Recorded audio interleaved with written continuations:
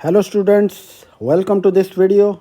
In this video, we will talk about the Cobb-Douglas utility functions and देखेंगे कि किस तरह से हमें यूटिलिटी मैक्सिमाइजिंग कम्बिनेशन निकालना है गुड एक्स एंड वाई का। तो सबसे पहले देखते हैं कि ये Cobb-Douglas production function utility function किस तरह का है। तो यहाँ पे देखो आप, हमारा यूटिलिटी जो है किसके इक्वल है, x raise to power 1/3 and y raise to power 2/3।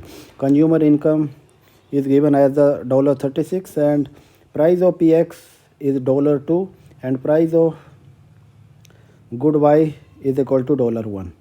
तो यहाँ तक आपको समझ आ गया कि मैं आगे आपको बताता हूँ कि यूटिलिटी मैक्सिमाइजिंग कम्बिनेशन किस तरह से कैलकुलेट होते हैं, उसमें स्टेप क्या होते हैं।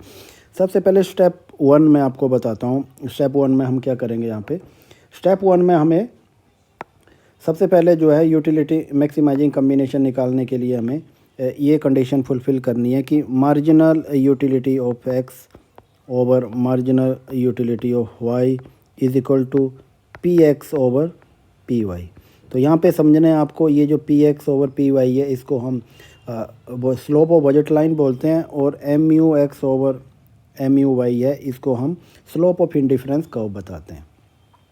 या फिर आप स्लोप ऑफ इंडिफरेंस कर्व को आप ऐसे भी लिख सकते हो, marginal rate of substitution x y भी लिख सकते हैं आप। एंड तो किसके इक्वल होता है ये, M U x over M U y. तो इन दोनों टर्म में कोई डिफरेंस नहीं है, एक ही चीज़ है ये। तो यूटिलिटी कैसे मैक्सिमाइज होती है मैं इसको डायग्राम के थ्रू आपको बताता हूँ। तो ये आपका डायग्राम आ गया, यहाँ पे आपका बजट लाइन आ गया और यहाँ पे आपका ये इंडिफरेंस कर्व आ गया। तो इंडिफरेंस कर्व आ गया तो इसको आईसी कह सकते हैं आप इंडिफरेंस कर्व को। तो जहाँ पे जो टेंजेंसी हो रही है दोनों की, वहाँ पे आपका यूटिलिटी मैक्सिमाइज होगा। तो यहाँ पे एक्स गुड जो है इसको मैंने हॉरिजॉन्टली दिखा रखा है, ये एक्स है और ये वाई गुड है। तो यहाँ पे इस कंडीशन को हमें यहाँ पे सेटिस्फाई करना है। तो हमारे पास दोनों दे रखा है, हमारे पास बजट लाइन भी दे रखी है और हमारे स्लोप ऑफ इंडिफरेंस कर्व भी दे रखा है। तो हमें इनको कैलकुलेट करना है bye substituting the value of incomes and prizes of both goods. Okay, तो इसको आगे प्रोसीड करेंगे हम। तो सबसे पहले हमें क्या निकालना है, तो ये गिवन है हमारे पास यूटिलिटी फंक्शन, हमारे पास गिवन है utility is equal to x raise to power 1/3 and y raise to power 2/3। तो मार्जिनल यूटिलिटी कैलकुलेट करने के लिए हमें दोनों का डेरिवेटिव लेना है, पार्शियल डेरिवेटिव होगा यहाँ पे। तो marginal utility of x is equal to, ये डेरिवेटिव लेना है हमें डी एक्स की रिस्पेक्ट में। तो ये आ जाएगा x raise to power 1/3 and y raise to power 2/3। इनका डेरिवेटिव लेना है। तो वाई को हमें कांस्टेंट ट्रीट करना है, वाई ऑलवेज कांस्टेंट ही रहेगा यहाँ पे। तो वाई का वैल्यू हम वैसे ही लिखेंगे, वाई की वैल्यू में कोई चेंज नहीं होएगा। तो 2/3 मैंने लिख दिया है और इसका डेरिवेटिव लेंगे तो इसको मल्टीप्लाई 1/3 से करेंगे पूरे फंक्शन को।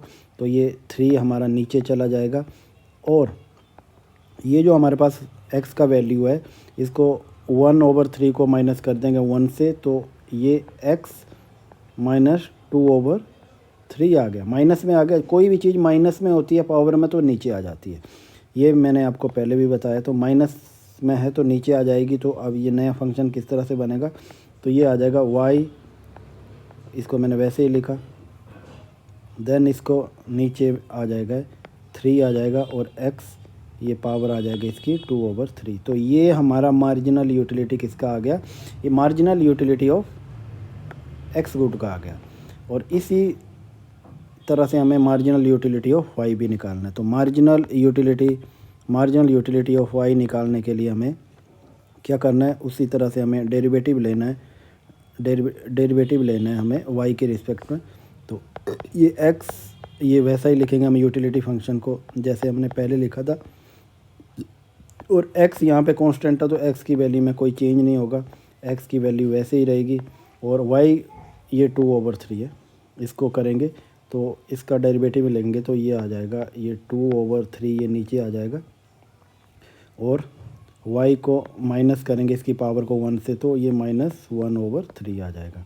इसको और सिंप्लीफाई करेंगे तो ये 2x रेज टू पावर 1/3 ऐसा आ जाएगा और y का वैल्यू नीचे आ जाएगा, जो माइनस में होगा वो नीचे ही आएगा। तो ये आ जाएगा 1/3। तो ये हमारे पास मार्जिनल यूटिलिटी ऑफ किसका गुड का आ गया, वाई गुड का आ गया।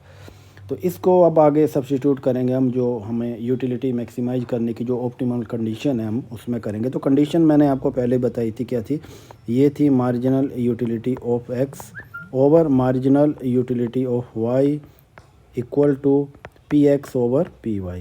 ये मैंने आपको बात कही थी ऊपर, जो मैंने डायग्राम में आपको डिस्कस किया था। तो इनको मैं अब धीरे धीरे सब्स्टिट्यूट करूँगा।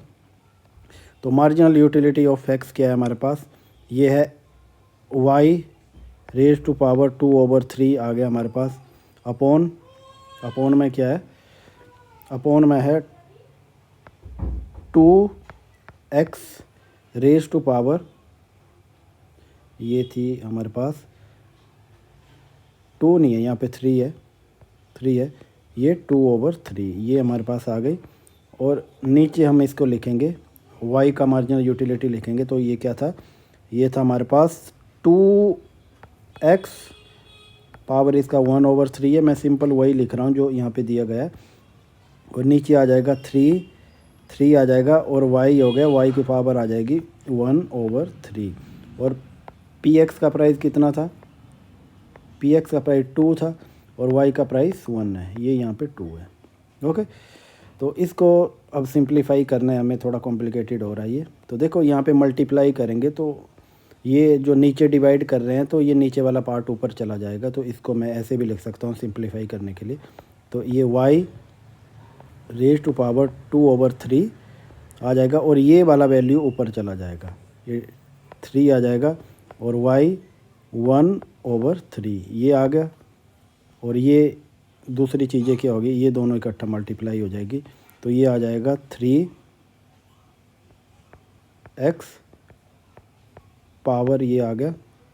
और फिर हमारे पास क्या आ जाएगा, ये आ जाएगा 2x और रेज टू पावर 1/3 ये आ गया। ओके, तो यहाँ तक कोई कन्फ्यूजन नहीं होना चाहिए आपको।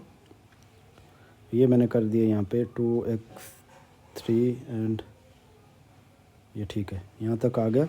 अब देखो इसको आगे और इक्वल कर देंगे, इसको 2/1 आ गया। यहाँ पे देखो आप, ये 3 से 3 कट जाएगा, अब क्या बचा। अब देखो इनको आप इनको मल्टीप्लाई करेंगे y को, तो y को मल्टीप्लाई करते हैं तो पावर प्लस हो जाती है। तो पावर प्लस हो जाएंगी तो यहाँ पे क्या होगा, ये मैं आपको बताता हूँ।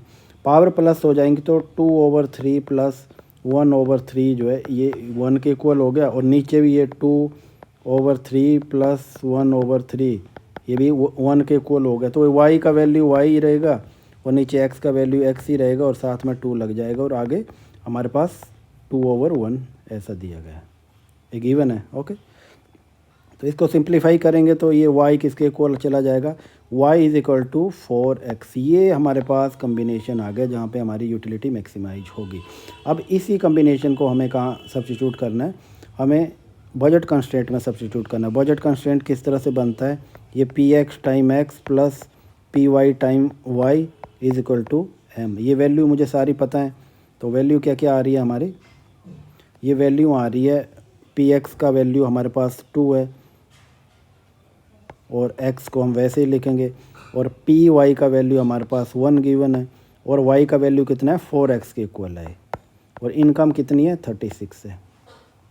इसको करेंगे तो प्लस हो जाएगा, 4x और 2x हो जाएगा, तो ये 6x आ जाएगा। 6x इज इक्वल टू 36 आ जाएगा, और x का वैल्यू कितना आ जाएगा 36/6 ये आ जाएगा। तो ये आ जाएगा 6। ये हमारा आंसर आ गया किसका, ये हमारा x का आ गया कि x का वैल्यू, x की 6 यूनिट हम कंज्यूम करेंगे तो हमारा यूटिलिटी मैक्सिमाइज होगा। अब देखते हैं कि y का कितना हमें कंज्यूम करना है। तो y का वैल्यू मैंने आपको पहले बताया था, ये 2x के इक्वल है।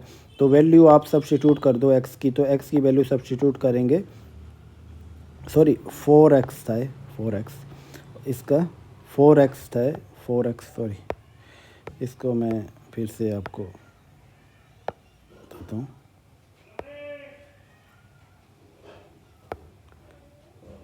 तो ये 4x था, ये 4x आ गया।